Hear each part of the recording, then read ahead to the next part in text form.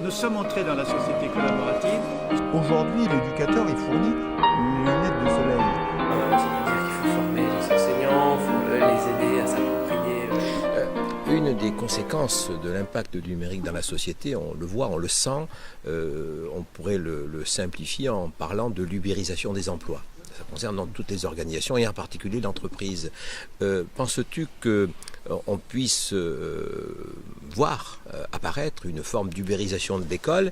Et dans ce cas, est-ce que la problématique des valeurs ne serait pas essentielle à être posée justement dans la forme scolaire que l'on devra mettre en œuvre pour que justement ces valeurs puissent se perpétuer?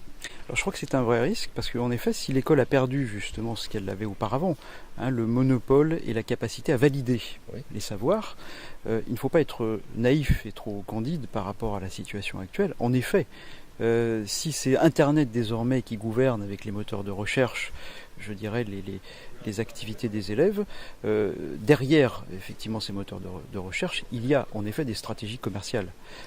Je crois que certains chercheurs parlent de pédagogie bancaire, pour pointer ce risque fondamental. Ce n'est plus le service public éducatif qui a la maîtrise de la labellisation des savoirs.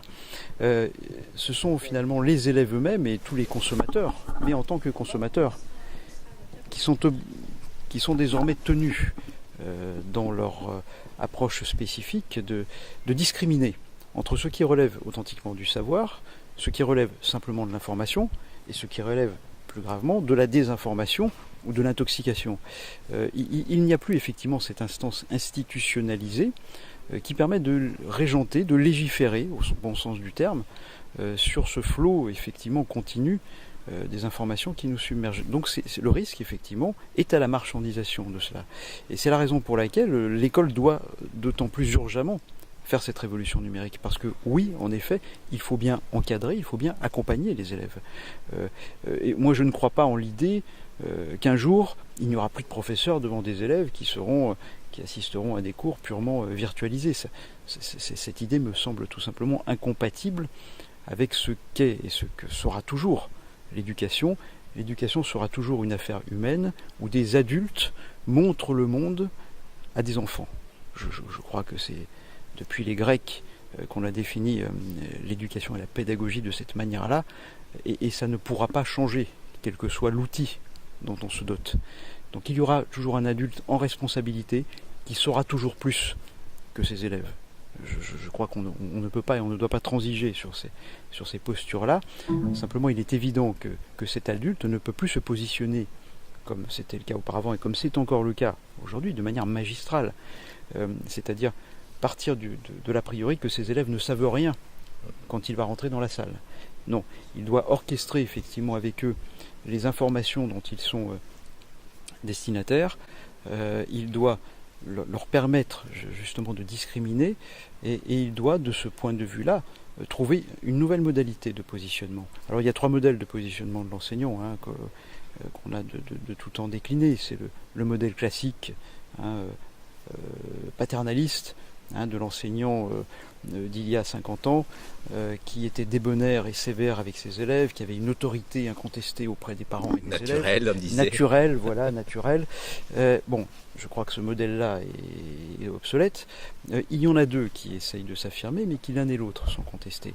Le modèle du technicien, c'est celui qu'on essaye effectivement de promouvoir aujourd'hui, c'est-à-dire l'enseignant qui s'appuie sur une double compétence, l'expertise dans sa discipline et les compétences pédagogiques. La question de l'expertise dans sa discipline est clairement remise en cause par l'évolution Internet. Voilà, il ne peut plus avoir le monopole en tous les cas de cette expertise et les élèves auront beau jeu de chercher par eux-mêmes des failles dans ces connaissances. Donc cette expertise est fragile. L'expertise pédagogique, je dirais, l'est encore plus, parce que, en effet, le positionnement et l'affirmation de l'enseignant devant l'hétérogénéité des élèves et des classes a du mal à se faire entendre, et la question de la formation des enseignants, de la formation pédagogique est un serpent de mer sur lequel je ne reviendrai pas, mais on peut dire qu'on est loin de trouver un consensus, en tous les cas sur ce sujet. Alors il y a l'autre modèle qui est, me semble-t-il, redoutable et qui tente aujourd'hui à s'imposer, c'est le modèle de l'animateur. L'enseignant serait une espèce de personne ressource, de relais, devant des élèves qui seraient en autonomie d'idées, devant des postes informatiques. Et c'est quelque part peut-être cette image que certains peuvent avoir de l'école du futur. Je n'y crois pas du tout, parce que ce serait, je dirais, un positionnement qui anéantirait totalement la posture d'autorité de l'enseignant qui, de mon point de vue, est centrale. Il faut qu'un adulte présente le monde aux enfants. Je reprends cette formule qui est une formule de Hannah Arendt. Elle est incontournable. Il ne faut pas perdre de vue ce qu'est l'essence de la pédagogie. Et nous revenons d'ailleurs de ce point de vue-là à la question des valeurs. Pourquoi les valeurs sont-elles devenues finalement aujourd'hui aussi sensibles, voire aussi délicates?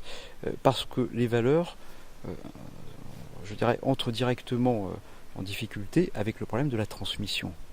Les valeurs ne s'enseignent pas, contrairement au reste, contrairement au droit, contrairement à toute autre discipline. Les valeurs se transmettent.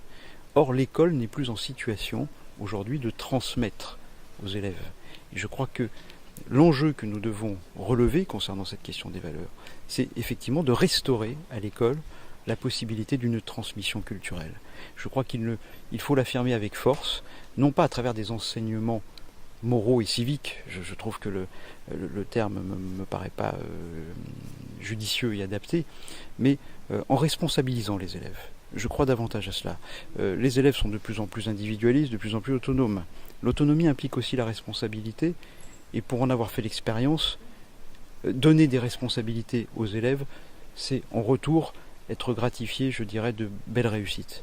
Donc faisons confiance aux élèves, donnons-leur la possibilité d'exercer eux-mêmes des responsabilités dans le cadre de la promotion d'une authentique démocratie lycéenne ou collégienne, et c'est à partir de là que l'on pourra transmettre authentiquement les valeurs et éventuellement convaincre les élèves qui, dans leur cadre familial, se verraient dispensés ou transmis des valeurs qui seraient parfois contraires aux valeurs républicaines. Eh bien, c'est à ce moment-là que l'école pourra effectivement jouer ce rôle de correction de ce que la République ne peut pas accepter. Merci beaucoup, Jean-Christophe Torres. Merci à toi.